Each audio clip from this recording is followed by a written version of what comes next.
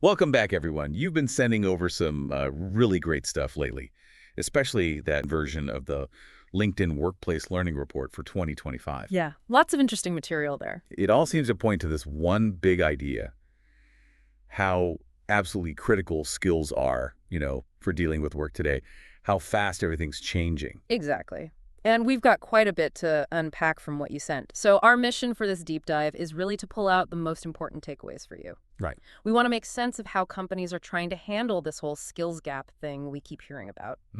And maybe more importantly, why putting resources into professional development, developing your people, isn't just some HR extra anymore. It's like core business strategy now. Yeah, what really jumped out at me right from the introduction to that report was this kind of tension. Oh, what kind? Well, it said nearly half of the HR development folks see a real skills crisis coming. But then, get this, almost the same number of managers are worried their own company doesn't have the skills it needs to, succeed long term. Yeah. That is an interesting split. Almost half see a crisis and almost half fear they lack the skills. Yeah. It feels like a disconnect, doesn't it? Maybe they mean different things by skills. Yeah. Or maybe they're looking at different time frames. Could be. It's definitely a fascinating point. And, what the report does well is it broadens the discussion. It's not just talking about training in the old sense. Right, it's more than that. It talks about professional development as a bigger umbrella. So that includes things like leadership development, Führungskraft trainings, they call it there, coaching, even helping people move around inside the company, internal mobility. All right. And these are positioned as like the key ways to actually bridge that skills gap we mentioned. Makes sense. And look, we know you listening want the key info. You want it pretty quick, but also thorough. You like hearing different angles, getting those aha moments without drowning in numbers. Yeah, we get it. So that's exactly what we're aiming for with this deep dive. Okay, let's get into it. First up, this idea of 𝗬𝗏𝗧𝗏𝗧𝗏 champions. HR development champions. Who are these guys? Right, so these champions, they're basically the top tier in the report. About 36% of the companies they looked at. Okay, the top third, roughly. Yeah. And what makes them champions is that they have these really solid professional development programs. And crucially, they can show these programs are actually helping the business succeed. It's not just activity, it's impact. Got it. So it's not just having programs, it's programs that demonstrably work for the bottom line. Yeah. So what are they doing that's so different? What's the secret sauce? Well, one big thing is just the sheer amount and variety, what they offer. The report says champions use at least 33% more types of HR development measures than other companies. So 33% more. Wow. Yeah. It suggests they're taking a much broader, more, proactive approach. Not just one thing, but many things working together. Like what kind of things? Well, they put a much bigger emphasis on internal mobility. Helping employees move into different roles within the company. Okay. And also dedicated programs for developing leaders. Yeah. Building that pipeline. That makes a lot of sense. If you want to grow, you've got to invest in your people and your future leaders. And are they seeing better results because of this? Absolutely. This is maybe the most striking stat. 100%, literally all of these champion companies report positive business results linked to this. 100%, seriously. Yep. It really suggests a strong link, maybe even causal, between doing this development stuff well and actual business success. That's powerful. And it seems they believe it too, because 83% of them plan to keep investing the same amount or even more in further education in 2025. They're doubling down. Wow, okay. 100% positive results. That really stands out. And it sounds like they're also kind of ahead on new tech, like generative AI. That's another key advantage, yeah. The data shows 51% of these champions are already in what the report calls the intensivering or expertise phases of using generative AI or GAI. Intensification and expertise. What does that mean practically? Well, the report breaks down GAI adoption into stages. So intensification means they're getting more buy-in from management, really starting to integrate it. Expertise means they're using comprehensive tools and processes. They're embedding it. Okay, so they're past just playing around with it. Exactly. Compare that 51% to only 36% of the other companies. That means champions are 42% more likely to be successfully using GAI. They're really integrating it strategically. So it's not just about having the fancy tech, it's having the people ready to use it. And I guess that investment in people probably helps with keeping and finding good talent too. For sure. Champions are way more confident about both keeping their top talent 67% versus 50% for others. Big difference. Yeah. And attracting new top talent that's 71% versus 58%. Makes sense, right? If you're giving people chances to grow, they'll likely stick around. And others will want to join. Exactly. And your company just becomes more attractive. Plus, they're more confident about hitting profit goals too, 75% versus 64%. It all seems linked, doesn't it? Invest in people, you do better with tech, you keep your talent, you make more profit. It paints a very interconnected picture. The report even pulled some quotes from leaders that hammer this home. Yeah, there are some good ones. 𝗬𝗪𝗂𝗧𝗧 from Ericsson said something like, companies that do more in further education will also be ahead overall. Pretty direct. Simple but powerful. And 𝗬𝗏𝗏 𝗏 talked about the synergy, saying AI and HR development go hand in hand. It's a joint strategy for greater agility. I like that. Joint strategy. And 𝗬𝗶𝗀𝗄𝗏 𝗪𝗏 linked it straight to retention. Making employees fit for the future is the best strategy for employee retention. So leaders get it. They see the connection. Okay, so we see what the champions are doing and the results they're getting. But how did LinkedIn actually, measure this link between development efforts and success? Good question. They came up with something called the Personal and Wicklands Index, the HR Development Index. Okay. And it's based on 4 main things they track on their platform, trying to get a real picture of a company's commitment. What are the 4? First, what the company says its commitment shown on its LinkedIn company page. Second, what does in hiring using keywords related to development in job posts. Like growth opportunities or something. Exactly. Third, are they actually developing leadership skills among your employees? They can track that. And fourth, how much internal mobility is happening? Are people actually moving up or sideways within the company? So it's looking at promises and actions. Seems pretty solid. What did they find when they compared companies scoring high on this index versus low?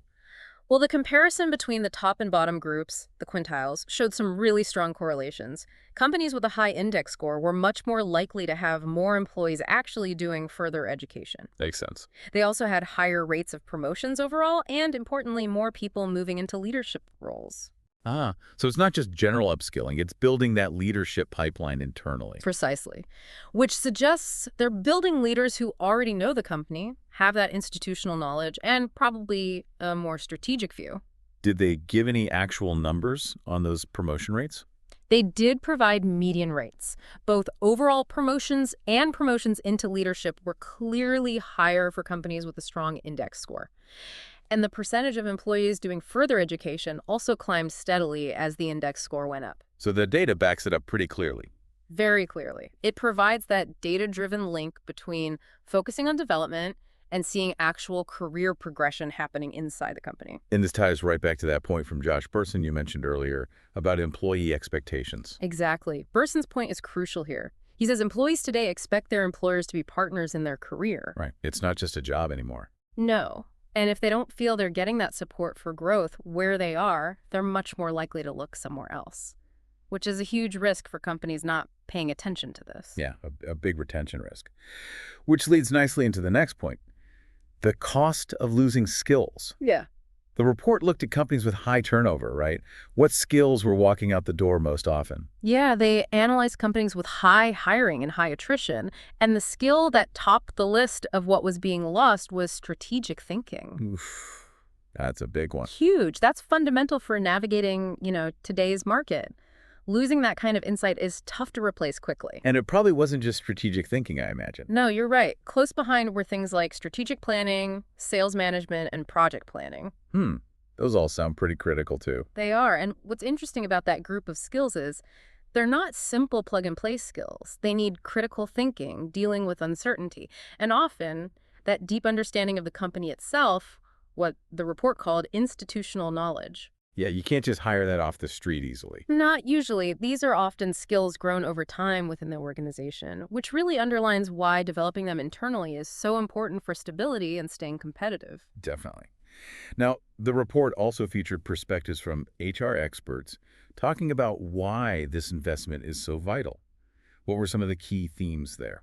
The experts really hit on the multiple benefits. 𝗬🐑 from TUI Amusement made the point that when you invest in employees, they don't just do their current job better. Right. They also feel more valued, they trust the company more, and they're more likely to stay. It builds loyalty. Okay, the human element. Exactly.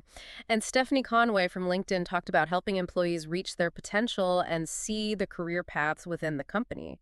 That directly fuels that internal mobility we talked about. Makes sense. Connect the dots for them. Yeah. And there was a future-focused angle, too, thinking about AI and change. What about that? Well, Conway also mentioned the growing importance of just learning how to learn that adaptability skill. The meta skill. Right, and how GAI could potentially offer really flexible, personalized, scalable ways to develop people right when they need it. Interesting potential there. Then you had Aldea from The Edge of Work put it very bluntly. If employees don't develop and grow, the company won't either. Can't argue with that logic. And Chris Foltz from IBM stressed the long-term payoff investing now brings big benefits down the road. So it's strategic patience, in Yeah. a way. What about embedding this in the company culture? Any insights there? Yes, Crystal Limlange from Forrest Wolf said embedding development into the company DNA is key for managing big changes successfully. Into the DNA. I like that. She emphasized putting people first, before processes, and thinking about individual career paths while also planning for future skill needs. So individual and organizational needs together. Right. And Marcella Nurse from Netflix talked about showing belief in employees by valuing their skills, giving them responsibility, enabling their potential. Quest and empowerment. And Chris Louie from Thomson Reuters framed HR's role broadly, understanding the business needs and making sure the right talent is ready for what's next. Okay, so it's this really holistic view, strategy, culture, individual growth, future-proofing, all tied together. Now let's circle back to that connection between generative AI and agility. The report seemed to really push this idea. It's a really central theme, yeah. Naftali Bryant's idea of disciplined agility comes up. He argues that thinking about GAI and professional development together is a powerful combination. How so? They kind of feed off each other. Using GAI well requires new skills, but GAI can also help deliver the learning needed. It creates this loop that boosts productivity, innovation, and the company's ability to adapt quickly. He called it a joint strategy for greater agility. Okay, mutually beneficial relationship. And you mentioned those GAI competency phases again. Right, the 4 phases, not started: growth, intensification, and expertise. And remember, the champions are way ahead in those later intensification and expertise stages. Which reinforces that link between investing in people and being able to actually use the new tech effectively. Exactly. It's not just having the tech, it's having the capability to leverage it. So how are these champion companies actually using GAI for learning and development itself? Well, many see it as a way to scale learning across the whole company, but in a tailored way. So maybe an admin assistant needs basic GAI literacy, Okay. while an engineer needs deep technical skills to build AI systems. Champions are thinking about how to deliver the right AI learning to the right people through their development programs. So targeted AI upskilling at scale, are they putting money behind this, offering specific programs? Definitely. Compared to others, champions are 32% more likely to be running specific AI training in 2025. 32%. And get this, they're 88% more likely to offer short-term projects or project-based learning that involves AI and helps careers. 88%. That's huge. They're really integrating it into hands-on experience. Yeah, and they clearly see the value because 33% more champions say professional development will be even more important in 2025. They're leaning in, and leadership development is still a big piece of this for them. Oh, yeah, absolutely. Leadership training is still the primary focus for 71% of champion companies. 71%. Still number one. But the report also charted out the other key things they do. It's quite a mix. What else is high on their list besides leadership training? Well, after leadership at 71%, you've got mentoring programs, that's 55%, individual development plans, also 55%, Okay. Personalized planning. sharing internal job postings, that's 59%, encouraging that mobility, appreciation and reward programs, 50%, cross-departmental projects, 45%, Getting broader experience. formal internal mobility programs themselves, 44%, collaborative learning, 31%, and even job rotation, 26%. Wow, it's a whole toolkit, not just one silver bullet. Exactly. It's a comprehensive, multi-layered strategy far beyond just sending people to courses. Right. They're building an ecosystem.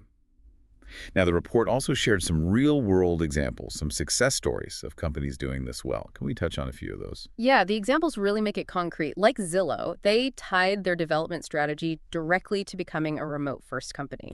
Adapting to a major shift. Right. So they focused on leadership skills for managing distributed teams and adapting to tech like AI. 𝗬𝗂𝗏𝗪 mentioned it helped their application rates, retention, and even diversity. Smart alignment. What about Amazon? Amazon's career choice program is pretty impressive. They prepay for courses for their customer service and transport folks, helping them get certifications or degrees in in-demand fields. Okay, investing directly in upward mobility. Yeah, 𝗂𝗫𝗂𝗏 noted over 200,000 employees trained through it. It helps Amazon fill skill gaps, sure, but it's also a huge boost for employee careers. One guy became the first in his family with a bachelor's degree and now works in an AWS data center. That's fantastic. A real life changer. And the law firm, Minder Ellison, what was their angle? Their focus was on building coaching skills in their leaders.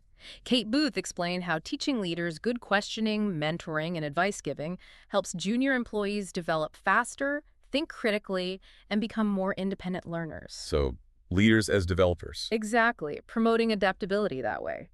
They use a nice analogy, seeing your career as a tree you grow, not a ladder you climb. I like that. Makes Yeah. it more organic.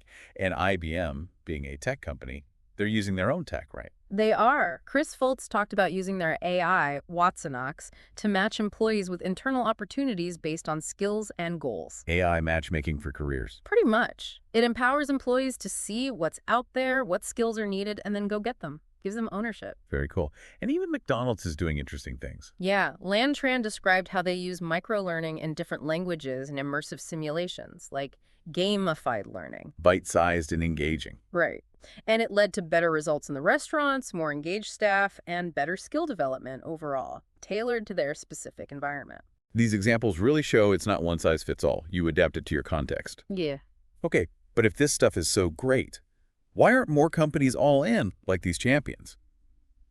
The report mentioned some roadblocks. It did. And interestingly, the main problem isn't that managers don't believe in development. Only about 11% said that was an issue. Oh, okay. So it's not convincing them of the why. Not usually. The bigger issues cited were more practical, lack of time and resources. For leaders, for employees themselves, and for the HR teams trying to run these things, everyone's busy. The classic time and money constraints. Exactly. It seems to be more about these systemic barriers, competing priorities, and maybe not having the bandwidth, rather than a fundamental disagreement on the value. So it's about overcoming those practical hurdles. Yeah. And the report laid out 5 key strategies to help companies do that, right? To kind of boost success through development. Yes, 5 core strategies based on what the champions are doing effectively. Let's walk through them. The first one was about rapidly developing the right skills. Right. The core idea is getting the right people, the right skills for the right tasks at the right time. Sounds simple, but making it dynamic and responsive is the challenge. Yeah, things change so fast. Exactly. And this is where AI comes in again. The report highlights AI's role in creating learning programs that are dynamic, flexible, and personalized, but still scalable. Personalized at scale, the holy grail. Kind of. And it notes that 71% of HRD folks are already experimenting with or using AI in their L&D. So adoption is happening. And do champions approach this differently? Identifying skills, etc. They do seem more strategic. They focus more on accurately spotting skill gaps, creating clear competency-based paths for development, better collaboration between leaders and HR on skill needs, and using competency tests more often. So more structured and data-informed. Seems that way. Interestingly, they use those big, generic, large-scale training programs less often, maybe favoring more targeted approaches. Quality over quantity, perhaps. Could be. 𝗬𝗪𝗚𝗏 from Teradyne gave a good example of quickly realigning their learning stuff and building a culture of continuous learning by focusing on progress, not perfection, iterating. Okay, strategy 1. Develop the right skills, fast and smartly. What's strategy 2? Strategy 2 is promote internal mobility. Actively encourage people to move within the company. We touched on this. Why is it so important? Well, it creates a more flexible workforce. People get broader skills, cross-functional knowledge. They understand more of the business. And the company keeps good people and their knowledge. Exactly. It's a win-win. Employees get new opportunities. The company retains talent, saves on recruiting costs, keeps that institutional memory. And it seems companies are recognizing that both champions and others plan to focus more on internal mobility in 2025. So the trend is moving that way. Does this require different parts of HR to work together better? Absolutely crucial. Champions already show stronger collaboration between development teams and recruiting, and between development and talent management. Breaking down silos. Yes.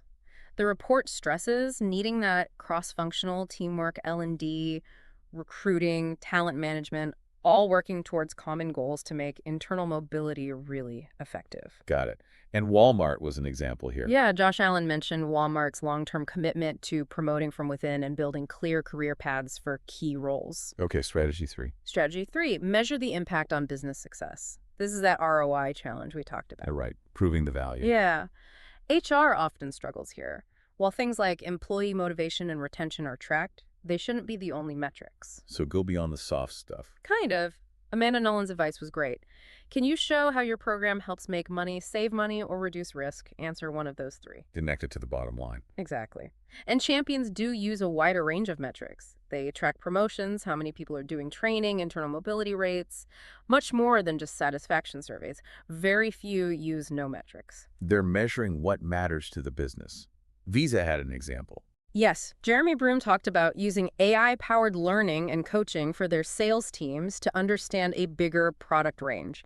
The result, more confidence, better manager feedback, clear links to performance. Okay, measurable impact. Strategy 4. Strategy 4 is support leaders in providing support. Basically, help your managers be better developers of their people. Because they're on the front lines. Exactly. Good leaders are like local HRD champions. They guide their teams, point them to opportunities. But the report showed a concerning dip. Oh, what kind of dip? Fewer employees felt their leaders were actually helping them create development plans this year compared to last, a 15% drop. Wow, that's not good. Leaders are struggling. It suggests they might be. Maybe lack of time, skills, resources. So the strategy is to give leaders specific training, tools, resources to be better coaches.